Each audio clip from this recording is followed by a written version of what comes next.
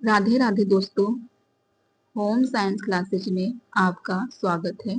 आज हमारा क्लास है खेल एवं कार्य। तो खेल एवं कार्य से संबंधित जितने भी क्वेश्चन आए हैं उसे हम लोग देखेंगे तथा व्याख्या सहित हल भी करेंगे। तो इसका फर्स्ट क्वेश्चन पूछा है कि बच्चे के शारीरिक, मानसिक, सामाजिक और नैतिक गुणों को विकसित करता है। तो क्या है जो इसमें से बच्चे के शारीरिक, मानसिक, सामाजिक और नैतिक गुणों को विकसित करता है? तो खेल। खेल जो कि बच्चों के शारीरिक, मानसिक, सामाजिक और नैतिक गुणों को विकसित करता है। तो इसका आंसर ए सही हो जाएगा। तो खेल बच्चे की स्वाभाविक क्रिया है। विभिन्न विभिन्न आयु वर्ग के बच्चे विभिन्न प्रकार के खेल खेलते हैं। यह विभिन्न प्रकार के खेल बच्चों के संपूर्ण विकास में सहायक होते हैं। खेल से बच्चों का शारीरिक विकास, संज्ञानात्मक विकास, संवेगात्मक विकास, सामाजिक विकास एवं नैतिक विकास को बढ़ावा मिलता है। अतः यह अनिवार्य है कि शिक्षक और माता पिता खेल के महत्व को समझें। अतः यह अनिवार्य है कि शिक्षक और माता पिता खेल के महत्व को समझें। नेक्स्ट क्वेश्चन पूछा है कि बच्चे सांकेतिक खेल में व्यस्त रहते हैं जिसमें वे ये मानते हैं कि एक वस्तु कोई और वस्तु है और उसमें वे बहुत सारे जटिल घटनाओं के क्रम और गतिविधियों की कल्पना करते हैं। तो यह खाली स्थान दिया गया है कि आयु में होता है। तो यह किस आयु में होता है? तो यह जो है कि 3 से 4 वर्ष की आयु में होता है। बच्चे सांकेतिक खेल में व्यस्त रहते हैं जिसमें वे मानते हैं कि एक वस्तु कोई और वस्तु है और उसमें वे बहुत सारे जटिल घटनाओं के क्रम और गतिविधियों की कल्पना करते हैं। तो यह जो है कि 3 से 4 वर्ष की आयु में होता है। तो इसका आंसर ए सही हो जाएगा। नेक्स्ट क्वेश्चन पूछा है कि अकेले खेलने को इनमें से और क्या कहा जाता है? अकेले खेलने को इनमें से और क्या कहा जाता है? तो समानांतर खेल कहा जाता है। समानांतर खेल कहा जाता है। इसका आंसर ए सही हो जाएगा। तो अकेले खेलने को समानांतर खेल कहते हैं। ये वे खेल हैं जिसमें बच्चे एक दूसरे से स्वतंत्र होकर खेल खेलते हैं और अलग अलग खेलते हैं। उन्हें खेल में एक दूसरे की आवश्यकता नहीं पड़ती। तो नेक्स्ट क्वेश्चन इसका पूछा है कि निम्न में से कौन सा उस खेल शैली का वर्णन करता है जब एक बच्चा दूसरे बच्चे के आस पास होता है लेकिन अकेले खेलता है, दूसरों पर ध्यान नहीं देता? वही क्वेश्चन दूसरे तरीके से पूछा है। तो ये भी समानांतर खेल हो जाएगा, समानांतर खेल हो जाएगा। जब उस खेल शैली का वर्णन करता है जब एक बच्चा दूसरे बच्चे के आसपास होता है लेकिन अकेले खेलता है, दूसरे पर ध्यान नहीं देता, ये भी समानांतर खेल ही होगा। और इसमें देखिए अकेले खेलने को समानांतर खेल कहते हैं। यह वे खेल है जिसमें बच्चे एक दूसरे से स्वतंत्र होकर खेलते हैं और अलग अलग खेलते हैं। तो इसका आंसर ए सही है। नेक्स्ट क्वेश्चन पूछा है कि खेल के उस प्रकार को क्या कहा जाता है जिसमें बच्चे को एक ही खेल खेलना होता है लेकिन एक दूसरे के साथ जुड़ना नहीं होता है। एक ही खेल खोलना होता है पर उनके साथ जुड़ना नहीं होता है। तो यह बेतरतीब खेल है। बेतरतीब खेल है। इसका आंसर डी सही हो जाएगा। तो बेतरतीब खेल वह खेल होता है जिसमें बच्चे को एक ही खेल खेलना है लेकिन एक दूसरे के साथ जुड़ना नहीं होता है। बालकों का खेल एक स्वाभाविक क्रिया है जो आत्म प्रेरित होती है। बालकों का खेल एक स्वाभाविक क्रिया है और आनंददायक भी होती है। यह बालक के जीवन में प्रसन्नता, चंचलता, उत्साह, स्फूर्ति और स्वतंत्रता के भाव उत्पन्न करता है। नेक्स्ट क्वेश्चन पूछा है कि वह खेल क्या कहलाता है जिसमें संवेदी प्रेरक विकास शामिल होता है? वह खेल क्या कहलाता है जिसमें संवेदी प्रेरक विकास शामिल होता है? संवेदी खेल, साहचर्य खेल, अभ्यास खेल, स्वतंत्र खेल। तो इनमें से वह कौन सा खेल है? तो वह खेल जो है कि संवेदी खेल कहलाता है जिसमें संवेदी प्रेरक विकास शामिल होता है। तो इसका आंसर ए सही हो जाएगा। जैसा कि नाम भी लिखा है संवेदी प्रेरक, नाम से ही स्पष्ट हो जा रहा है। तो नेक्स्ट क्वेश्चन पूछा है खेल के किस चरण में बच्चे साझा करता है और अपनी पारी लेनिया जैसे सामाजिक कौशल सिखाना शुरू कर देते हैं? खेल के किस चरण में बच्चे साझा करना और अपनी पारी लेना जैसे सामाजिक कौशल सीखना शुरू कर देते हैं, तो वह कौन सा खेल है? तो वह जो है कि वह सामूहिक खेल हो जाएगा। अगर बच्चा साझा करने लगेगा तो वह सामूहिक खेल हो जाएगा। तो ये इसका आंसर ए सही हो जाएगा। तो खेल सामूहिक खेल के कारण ग्रुप प्ले बच्चे साझा करता है और अपनी पारी लेना जैसे सामाजिक कौशल सीखना शुरू कर देते हैं। बालकों को खेल एक स्वाभाविक खेल स्पॉन्टेनियस क्रिया जो आत्म प्रेरक सेल्फ मोटिवेट होती है और आनंददायक भी होती है। यह बालक के जीवन में प्रसन्नता, चंचलता, उत्साह, स्फूर्ति और स्वतंत्रता के भाव उत्पन्न करता है। सामूहिक खेल में खेल है सामूहिक खेल वे खेल है जिसमें 3 व अधिक बालक होते हैं तथा बालकों के खेल में सामूहिकता और सहयोग दिखाई देता है। नेक्स्ट क्वेश्चन पूछा है कि खेल के पुनरावृत्ति के सिद्धांत के प्रवर्तक थे। तो खेल के पुनरावृत्ति सिद्धांत के प्रवर्तक जो कि हर्बर्ट स्पेंसर एवं सीलर हैं। इसका आंसर ए सही हो जाएगा। तो खेल के पुनरावृत्ति सिद्धांत के प्रवर्तक स्टेनले हॉल थे। सॉरी, स्टेनले हॉल है, गलत हो गया, इसका सी हो जाएगा, स्टेनले हॉल होगा। खेल के पुनरावृत्ति सिद्धांत के प्रवर्तक स्टेनले हॉल थे। इस सिद्धांत के अनुसार बालक खेल में अपने पूर्वजों द्वारा दिए गए कार्य को पुनरावृत्ति करता है। इनके अनुसार जिन स्तरों से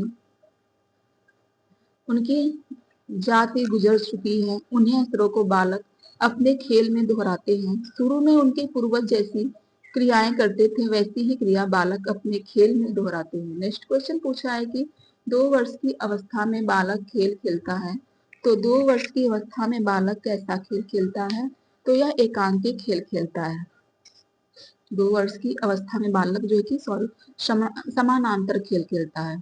एकांकी खेल जो कि उससे कम उम्र में खेलता है तो यह समानांतर खेल खेलता है, अकेले खेलता है। तो 2 वर्ष की अवस्था में बालक समानांतर खेल खेलता है। तो नेक्स्ट क्वेश्चन यह इसमें गद्यांश दिया गया है, गद्यांश को पढ़कर क्वेश्चन को देना है। तो ठीक है, पढ़ लेते हैं हम लोग। ये जीआईसी का है। तो पूछा है कि 10 से 13 इसमें क्वेश्चन दिए गए हैं। तो हमारे पास इस बात का प्रमाण देखते हुए कि पहले 6 महीने के लिए शुरुआती एवं अनन्य स्तन्य आहार में बालक उत्तर जीविका को बढ़ाने में काफी योगदान मिल सकता है और अच्छे पूरक आहार से रुद विकास में कमी लाने में योगदान मिल सकता है। यह आवश्यक कड़ी हो जाता है कि शुरुआती पोषण पर कार्रवाई अवश्य की जानी चाहिए। एक प्रायोगिक परियोजना से सुकुर्दर्गी तंत्र स्थापित करने में उपयोगी मॉडल मिलता है। इसमें सभी गर्भवती एवं स्तन्य श्रवण करने वाली महिलाओं तक पहुंचने, उनके 2 साल से कम उम्र के बच्चों की पोषणगत एवं स्वास्थ्यगत स्थितियों में योगदान करने के उद्देश्य से कुशल मार्गदर्शन सेवा, बेहतर पर्यवेक्षण एवं निगरानी के माध्यम से इष्टतम शिशु एवं अल्पवय बाल आहार IYCF परिपाटियों के संवर्धन के लिए समुदाय आधारित एवं सुविधा केंद्र आधारित दोनों कार्य नीतियों का उपयोग किया। आहार परिपाटियों का प्रलेखन करने के लिए बेसलाइन इंटरवेंशन पूर्व मूल्यांकन किया गया। कार्यान्वयन में जमीनी स्तर पर क्षमता का निर्माण करना और ब्लॉक एवं जिला स्तर पर समर्थक तंत्र का निर्माण करना शामिल थे। इसे 48 स्थानीय स्नातक महिला परामर्शदाताओं मेंटर प्रत्येक 6 ब्लॉक में 8 के परिनियोजनों के माध्यम से हासिल किया गया। इन मेंटरों को आहार परिपाटियों पर परामर्श देने के ज्ञान एवं कौशल के साथ प्रशिक्षकों के रूप में प्रशिक्षित किया गया था। उन्हें आगे आंगनवाड़ी वर्करों, आशादाई या उसी गांव से लिंग मदर में से 3 से 4 ग्राम स्तरीय परामर्शदाताओं की एक टीम को प्रशिक्षित करने के लिए भी कहा गया था। मातृ सहयोग समूह का निर्माण करने करते थे। उन्होंने स्तन्य आहार और पूरक आहार पर माताओं एवं परिवारों को शिक्षा देने के प्रयोजनार्थ अपने प्रशिक्षण के साथ प्राप्त परामर्श गाइडों का उपयोग किया। उन्होंने पर्ची और पोस्टर आदि जैसे आईईसी के तरीकों एवं सामग्री का भी इस्तेमाल किया। ग्राम स्तरीय परामर्शदाताओं ने आहारगत कठिनाइयों के संबंध में माताओं की सहायता की और यदि वे किसी भी समस्या का समाधान नहीं कर पाए तो उन्हें ब्लॉक स्तरीय परामर्श केंद्र भेजा। इंटरवेंशन उपरांत मूल्यांकन में 4 आहार परिपाटियों नामांतः दुग्ध स्तंभ वाहिनी पूर्व आहार का 44.4% से कम होकर 28.3% होना, जन्म के 1 घंटे के भीतर स्तन्य आहार की शुरुआत करने में 39.2% से 57.9% की बढ़ोतरी होना, प्रथम 6 महीनों के लिए अनन्य आहार का 6.85% से 24.9% हो जाता और 6 से 9 महीने के बीच जारी स्तन्य आहार के साथ संपूरक आहार दिए जाने का 4.6% से 35.8% हो जाना में उल्लेख सुधार गया है। बहुत लंबा हो गया है, इसे ठीक है देख लेते हैं जब पढ़ लिए हैं तो ग्राम स्तरीय वर्कता को प्रशिक्षित करने के लिए कुछ मेंटरों को प्रशिक्षित करने का उपयोग करना क्या कहलाता है। तो उसी में से वही क्वेश्चन ढूंढकर उत्तर को बताना है, आंसर को बताना है। तो क्या कहा जाता है, तो उसे जो कि प्रशिक्षकों का प्रशिक्षण कहा जाता है। ग्राम स्तरीय वर्करों के प्रशिक्षित करने के लिए कुछ मेंटरों को प्रशिक्षित करने का उपयोग करना प्रशिक्षकों का प्रशिक्षण कहा जाता है। तो इसका आंसर सी सही हो जाएगा। और नेक्स्ट जो है कि इसे क्रम वाइज करना है। तो पूछा है कि IYCF के संबंध में प्रमुख व्यवहारों के लिए बेसलाइन इंटरवेंशन पूर्व आंकड़ों को जानना क्यों महत्वपूर्ण है। क्यों महत्वपूर्ण है, तो ज्ञान में हुए बढ़ोतरी का मापन करने के लिए। तो इसका क्या होगा, तो यह सही है, ज्ञान में हुए बढ़ोतरी का मापन करने के लिए, और जो है कि कौशलों में हुए परिवर्तन का आकलन करने के लिए, और स्तन्य आहार के प्रति मनोवृत्तियों में बदलाव का आकलन करने के लिए और इंटरवेंशन की प्राथमिकता को जानने के लिए। बस यही नहीं है इसमें। तो पहला, दूसरा और चौथा है। तो पहला, दूसरा, चौथा डी में है, तो इसका आंसर डी सही हो जाएगा। नेक्स्ट क्वेश्चन पूछा है कि धावकों को अपने खेल प्रदर्शन में उन्नयन हेतु दिए जाने वाले खाद्य पदार्थ और परिपूरक को कहते हैं। तो धावकों को अपने खेल में प्रदर्शन में उन्नयन हेतु दिए जाने वाले खाद्य पदार्थ और परिपूरक को कहते हैं। तो इनमें से इसका आंसर क्या होगा, तो इसका आंसर हो जाएगा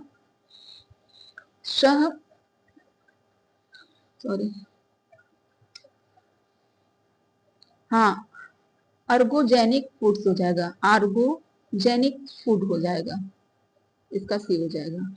नेक्स्ट क्वेश्चन पूछा कि बच्चों के खेल के विकास के अनुवर्ती क्रम को लिखिए। तो इसको क्रम में करना, बच्चों के खेल के विकास को अनुवर्ती क्रम में लिखना है। इसे आप लोग याद कर लीजिए, क्रमवाइज जो है इससे आपको बहुत हेल्प मिलेगा। तो फर्स्ट क्या अनुवर्ती खेल में, तो ये जो है कि फर्स्ट में आएगा एकल खेल। पहले बच्चा एकल खेल खेलता है, फिर जो है कि एकल खेल के बाद समानांतर खेल खेलता है,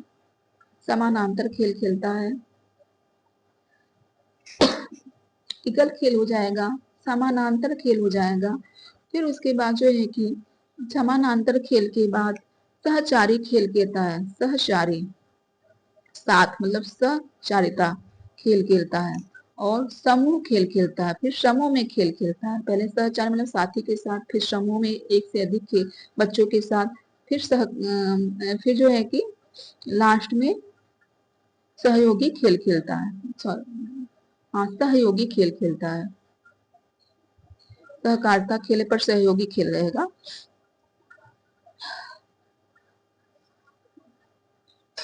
पहले एकल खेल खेलता है, तीसरा है, फिर उसके बाद समानांतर खेल खेलता है, पहला जो कि बी में है, फिर उसके बाद जो है कि समानांतर खेल खेलने के बाद सहचारी खेल खेलता है, सहचारी खेल के बाद समूह खेल, फिर सहकारिता खेल, सहकारिता खेल हो जाएगा। तो इसका आंसर जो है कि बी सही हो जाएगा, डी सही हो जाएगा इसका आंसर। तो बच्चों में खेल के विकास के अनुवर्ती क्रम एकल खेल, समानांतर खेल, सहचारिता खेल, समूह खेल, सहकारिता खेल होता है। नेक्स्ट क्वेश्चन पूछा है कि बालकों में खेल के विकास को क्रमबद्ध कीजिए। बालकों में खेल के विकास को क्रमबद्ध करना है, तो क्रमबद्ध में से करना है तो पहले जो है कि क्या होगा, इंद्रिय गत्यात्मक खेल हो जाएगा। पहले बच्चा अपने इंद्रियों मतलब अपने हाथों चेहरों से खेलता है, इंद्रिय गत्यात्मक, इंद्रिय गत्यात्मक हो जाएगा। फिर उसके बाद जो है कि दर्शक खेल खेलता है, दर्शन खेल खेलता है। तो दूसरा, तीसरा, और फिर उसके बाद जो है कि दर्शक खेल खेलने के बाद वह साहचर्य खेल खेलता है, साहचर्य खेल खेलता है। तो पहला, दूसरा, तीसरा, पहला, फिर सहयोगी खेल लास्ट में चौथा। तो दूसरा, तीसरा, पहला, चौथा डी में है, तो इसका आंसर डी सही हो जाएगा। बालकों के में खेल क्रमबद्ध का क्रम है इंद्रिय गत्यात्मक खेल, दर्शक खेल, साहचर्य खेल, सहयोगी खेल। नेक्स्ट क्वेश्चन पूछा है कि प्रारंभिक बाल्यावस्था किस प्रकार के खेलों की अवस्था है। प्रारंभिक बाल्यावस्था किस प्रकार के खेलों की अवस्था है। तो प्रारंभिक बाल्यावस्था जो है कि प्रारंभिक बाल्यावस्था खिलौनों के साथ खेलने की अवस्था है, खिलौनों के साथ खेलने की अवस्था है। तो इसका हो जाएगा सी। तो 2 से 6 वर्ष की अवस्था में प्रारंभिक बाल्यावस्था कहते हैं। 2 से 6 वर्ष की अवस्था को प्रारंभिक बाल्यावस्था कहते हैं। इस अवस्था को पूर्व प्राथमिक अवस्था भी कहते हैं। इस अवस्था में हस्त कौशल तथा गत्यात्मक विकास तेजी से होता है। इसी कारण पूर्व बाल्यावस्था के बच्चे खिलौनों के साथ खेलना पसंद करते हैं। नेक्स्ट क्वेश्चन पूछा है कि विकास की किस अवस्था में बालक स्कूल शिक्षा के लिए तैयार होते हैं और अधिकतर समय दोस्तों के साथ खेलने में व्यतीत करते हैं। तो विकास की किस अवस्था में बालक स्कूल शिक्षा के लिए तैयार होते हैं और अधिकतर समय दोस्तों के साथ खेलने में व्यतीत करते हैं, तो यह कौन सी अवस्था है। तो अधिकतर समय दोस्तों के साथ खेलने में समय व्यतीत करते हैं, तो यह जो है कि बाल्या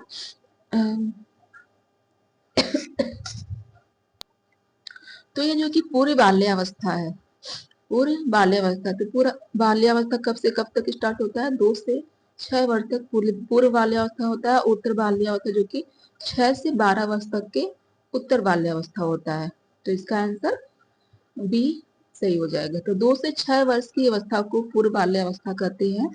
इस अवस्था को समस्या उम्र तथा पूर्व प्राथमिक अवस्था भी कहते हैं। मनोवैज्ञानिक ने इस खोजी उम्र प्रश्न पूछने की अवस्था तथा अनुकरण की अवस्था भी कहा। मनोवैज्ञानिक ने इस अवस्था को खोजी उम्र कहा है, प्रश्न पूछने की अवस्था तथा अनुकरण मतलब सीखने की अवस्था कहा है। अनुकरण नकल करने की अवस्था, अनुकरण का नकल हो जाएगा। तो 6 से 7 वर्ष का कोई बालक किन खेलों में अधिक रुचि लेता है। 6 से 7 वर्ष का कोई भी बालक किन खेलों में अधिक रुचि लेता है, तो वह जो है कि सामूहिक खेल में ज्यादातर रुचि लेता है। कौन से खेल में, सामूहिक खेल में। 6 से 7 वर्ष का बालक जो कि सामूहिक खेल में खेलने की रुचि लेता है। तो इसका आंसर बी सही हो जाएगा। तो 6 से 7 वर्ष की आयु में बालक उत्तर बाल्यावस्था के विकास में प्रारंभिक चरण में होता है। इस अवस्था में बालकों में ओडिपस और बालिकाओं में इलेक्ट्रा ग्रंथि का विकास होता है। 6 से 7 वर्ष की आयु में बालक उत्तर बाल्यावस्था के विकास में प्रारंभिक चरण में होता है। इस अवस्था में बालक में ओडिपस, याद कर लीजिए आप लोग कि 6 से 7 वर्ष में ही ओडिपस और इलेक्ट्रा ग्रंथि का विकास होता है। इसके कारण एक बालक अपने माता और बालिका अपने पिता की चहेती होती है। इस अवस्था में बालक सामूहिक मतलब ओडिपस मतलब बालक अपने माता के और इलेक्ट्रा मतलब बालिका अपने पिता की और चहेती होती मतलब होती है। इस अवस्था में बालक में सामूहिक प्रवृत्ति का विकास होता है, जिसकी वजह से बालक सामूहिक खेलों या सामूहिकता में रुचि लेता है।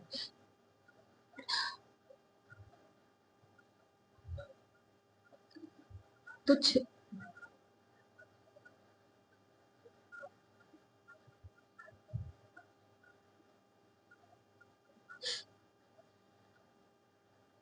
तो नोट में दिया गया है कि 6 से 7 वर्ष की आयु बालक मित्र बनाकर खेलता है तथा वह दूसरों से प्रेम की आशा करता है। नेक्स्ट क्वेश्चन पूछा है कि अब भारत में भगवत गीता की आवश्यकता नहीं वरन फुटबॉल के मैदान की आवश्यकता है, यह किसने कहा था? तो अब बालक में सॉरी अब भारत में भगवत गीता की आवश्यकता नहीं वरन फुटबॉल के मैदान की आवश्यकता है, तो यह कथन किसने? तो इसे जो है कि स्वामी विवेकानंद जी ने कहा था। अब भारत में भगवत गीता की आवश्यकता नहीं है वरन फुटबॉल के मैदान की आवश्यकता है, तो यह स्वामी विवेकानंद जी ने कहा था, तो इसका आंसर सी सही हो जाएगा। नेक्स्ट क्वेश्चन पूछा है कि किसमें सहयोग, त्याग, अनुकूलता तथा प्रतिस्पर्धता, किसमें जो है कि सहयोग, त्याग, अनुकूलता तथा प्रतिस्पर्धता आदि सामाजिक गुणों को अर्जित किया जाता है? सामाजिक गुणों को अर्जित किया जाता है तो खेल में, तो खेल में जो है कि सहयोग, त्याग, अनुकूलता तथा प्रतिस्पर्धा आदि सामाजिक गुणों को अर्जित किया जाता है, तो इसका आंसर सी से जाएगा, खेल। तो परिवार के बाद सामाजिकरण की दूसरी महत्वपूर्ण संस्था खेल समूह है। खेल में सहयोग, त्याग, अनुकूलता तथा प्रतिस्पर्धा आदि सामाजिक गुणों को अर्जित किया जाता है, जो कि विकसित होकर जीवन भर काम आते हैं।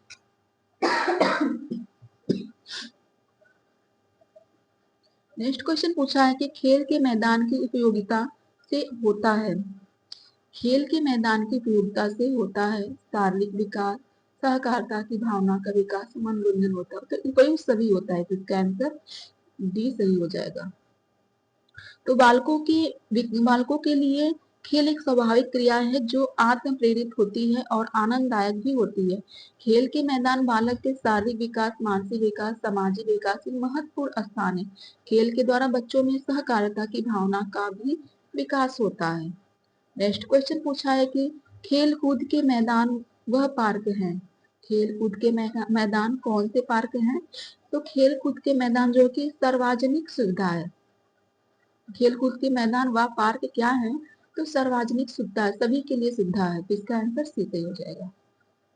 खेल है वह क्रिया जिसका कोई विशिष्ट उद्देश्य नहीं होता, वह क्रिया जो आनंदप्रद है, वह क्रिया जो समयबद्ध हो या आवश्यक नहीं, वह क्रिया जो जिसका कोई विशिष्ट उद्देश्य नहीं होता, तो सही है। वह क्रिया जो आनंददायक है, तो सही है। वह क्रिया जो समयबद्ध हो या आवश्यक नहीं है, समय में बंधा हो या आवश्यक नहीं है, तो यह भी सही है, तो उपयुक्त सभी भी इसका आंसर हो जाएगा।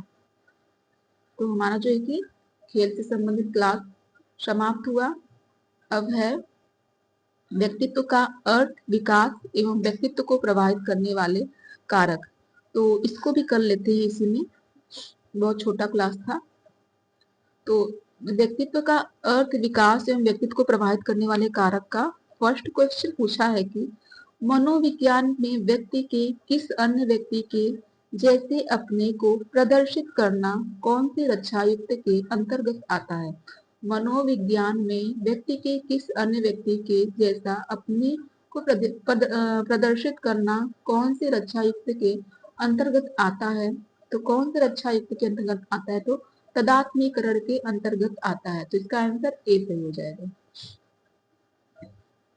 तो मनोविज्ञान में व्यक्ति के किसी अन्य व्यक्ति के जैसा अपने को प्रदर्शित करना तदात्मीकरण रक्षा युक्त के अंतर्गत आता है। समायोजन स्थापित करने के लिए व्यक्ति अपना परिचय किसी ऐसे व्यक्ति के साथ तालमेल स्थापित कर लेता है जिससे समाज में कोई पद या प्रतिष्ठा प्राप्त होती है। ऐसी स्थिति में वह व्यक्ति प्रतिष्ठित व्यक्ति के गुणों व अवगुणों का अनुकरण करने लगता है। प्रतिक्रिया निर्माण कई बार किसी व्यक्ति की इच्छाएं या आवश्यकता इस तरह की होती है, प्रतिक्रिया निर्माण में कई बार जो है कि किसी व्यक्ति की इच्छाएं या आवश्यकता इस तरह की होती है कि उन्हें सामाजिक रूप से प्रकट करना व्यक्ति के हित में नहीं होता, क्योंकि इससे उनके सम्मान को खतरा होता है। इससे बचने के लिए विपरीत रचना करना है, विपरीत रचना करता है।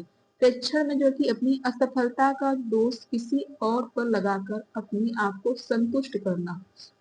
प्रेक्षण में क्या है? प्रेक्षण में अपनी असफलता का दोष किसी और पर लगाकर अपने आप को संतुष्ट करना होता है। और प्रतिगमन, प्रतिगमन में जो है कि जो वर्तमान स्थिति व्यक्ति के तनाव देती है, उससे बचने के लिए अपनी पूर्व स्थिति की ओर लौट जाना प्रतिगमन कहलाता है। मतलब वर्तमान जो भविष्य मतलब इस समय जो स्थिति आपको तनाव देती है, उससे बचने के लिए आप पूर्व स्थिति में लौट जाएं, तो यह प्रतिगमन कहलाता है।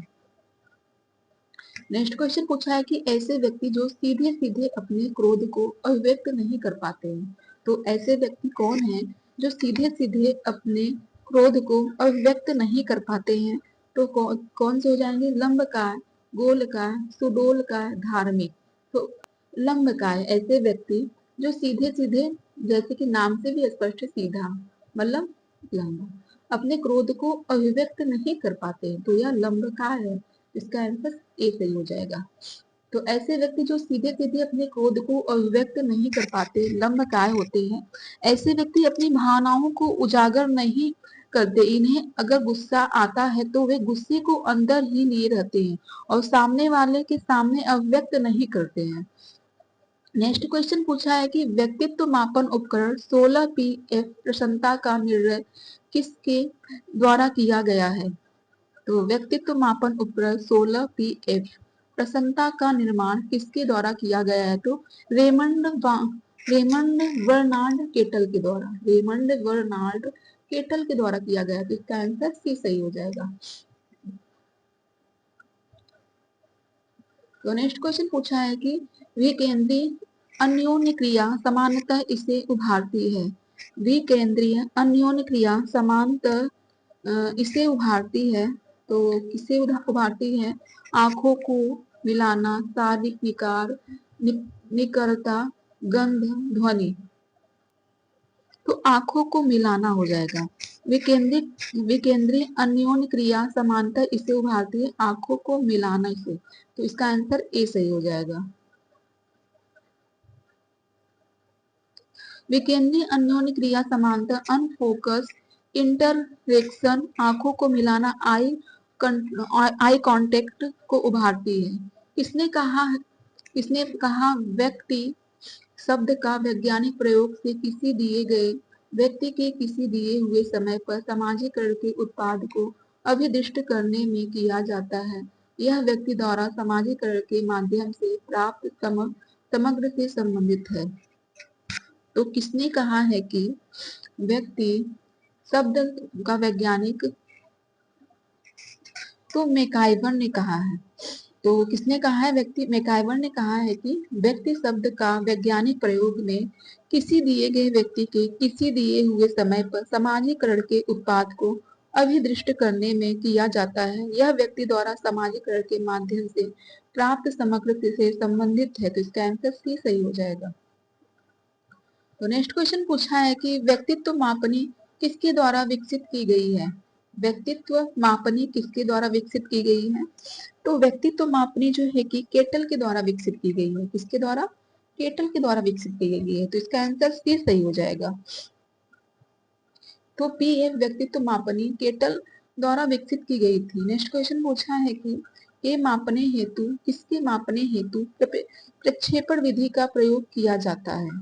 तो प्रक्षेपण विधि का प्रयोग जो कि व्यक्तित्व को मापने के लिए किया जाता है। इसका आंसर बी सही हो जाएगा।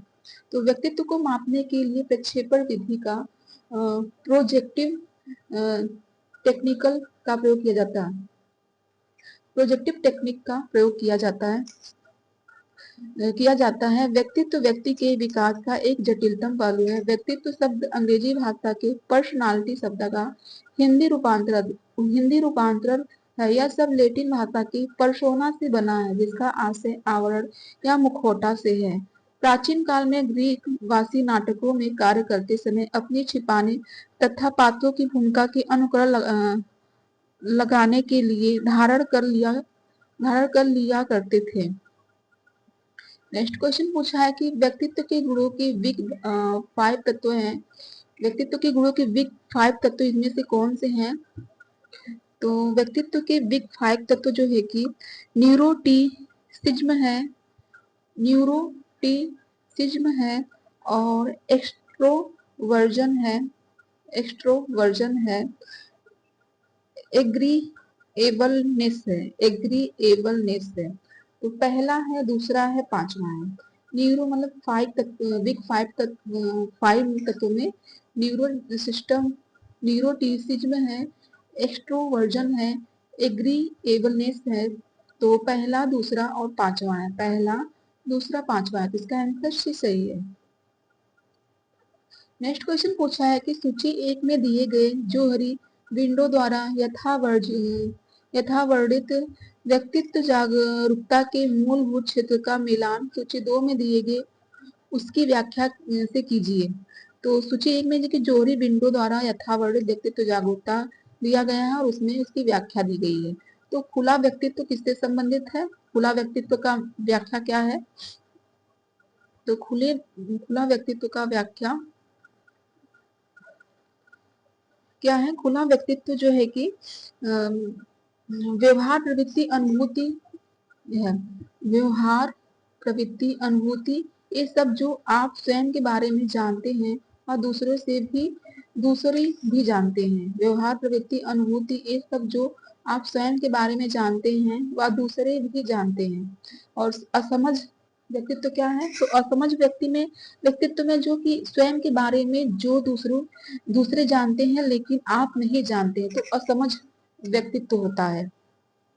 स्वयं के बारे में जो दूसरे जानते हैं लेकिन आप नहीं जानते, तो यह असमझ व्यक्ति हो जाएगा। अरे सॉरी, इसका हो जाएगा मिलान, फिर से कर देते हैं। खुला व्यक्तित्व जो है कि व्यवहार प्रवृत्ति अनुभूति से यह सब जो आप स्वयं के बारे में जानते हैं वह दूसरे भी नहीं जानते। और असमझ व्यक्ति जो है कि स्वयं के बारे में जो दूसरे जानते हैं लेकिन आप नहीं जानते, तो इसका चौथा हो जाएगा, इसका तीसरा, इसका चौथा। और अनजान व्यक्तित्व जो है कि अनजान व्यक्तित्व में आपके व्यक्तित्व के वे हिस्से जिसके बारे में आप ना जिसके व्यक्तित्व के बारे में ना आप जानते हैं ना दूसरे जानते, तो वह अनजान होता है।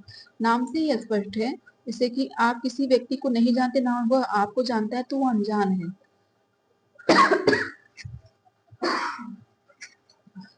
अनजान व्यक्तित्व है। तो इसका क्या होगा? आप वह सब जो आप स्वयं एक दूसरे के बारे में जानते हैं, आप स्वयं के बारे में सब जानते हैं लेकिन दूसरे कुछ नहीं जानते।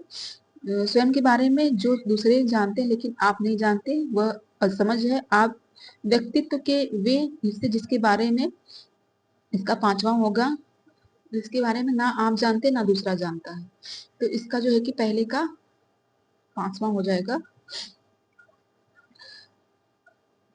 और बी का जो है कि तीसरा हो जाएगा, बी का चौथा हो जाएगा, ए का तीसरा हो जाएगा। तो तीसरा, चौथा और पांचवा गुप्त व्यक्तित्व आप स्वयं के बारे में सब जानते हैं लेकिन दूसरा को कुछ भी नहीं जानते हैं। वह सब जो आप स्वयं के बारे में जानते हैं, तो गुप्त व्यक्तित्व हो जाएगा। तो वह सब जो आप स्वयं के बारे में, आप स्वयं एवं दूसरे के बारे में जानते हैं, तो इसका यह हो जाएगा। तो तीसरा, चौथा, पांचवा किसमें है? तीसरा, चौथा, पांचवा दूसरा है। इसका आंसर बी सही हो जाएगा। फिर से पढ़ लेते हैं। खुला व्यक्तित्व वह व्यवहार प्रवृत्ति अनुकूल अनुभूति, ये सब जो आप स्वयं के बारे में जानते हैं वह दूसरे भी जानते हैं। असमझ व्यक्तित्व स्वयं के बारे में जो दूसरे जानते हैं लेकिन आप नहीं जानते हैं। अनजान व्यक्तित्व आपके व्यक्तित्व के वे हिस्से जिसके बारे में ना आप जानते हैं ना दूसरे जानते। और गुप्त व्यक्तित्व जो है कि वह सब जो आप स्वयं के बारे में जानते हैं लेकिन दूसरे को जानने नहीं देते हैं, तो यह गुप्त व्यक्तित्व है। नेक्स्ट क्वेश्चन पूछा है कि एक क्षेत्र से दूसरे में एक व्यक्तिगत गुण अथवा सुविज्ञता को सामान्य रूप से देने की प्रवृत्ति निम्नलिखित में से किससे संबंधित है? एक क्षेत्र से दूसरे में एक व्यक्तिगत गुण अथवा सुविज्ञता को सामान्य रूप से देने की प्रवृत्ति निम्नलिखित में से किससे संबंधित है? तो इसका आंसर क्या होगा? तो किससे संबंधित है? तो यह परिवेश प्रभाव से संबंधित है, तो इसका आंसर बी सही हो जाएगा। एक क्षेत्र से दूसरे में एक व्यक्तिगत गुण अथवा सुविज्ञता को समान रूप से देने की प्रवृत्ति परिवेश प्रभाव से संबंधित है। बातचीत है सुनने का कौशल, बौद्धिक कौशल, अभिव्यक्ति कौशल, प्रहरशीलता का कौशल। तो बातचीत कौन सा कौशल है? तो बातचीत जो कि अभिव्यक्ति का कौशल है, तो इसका आंसर सी सही हो जाएगा। तो बातचीत जो कि कन्वर्सेशन अभिव्यक्ति कौशल है, एक्सप्रेसिव कौशल है। तो नेक्स्ट क्वेश्चन पूछा है कि मर्सिया 1980 द्वारा संक्षेप में प्रस्तुत व्यक्तित्व प्रतिष्ठिता थी।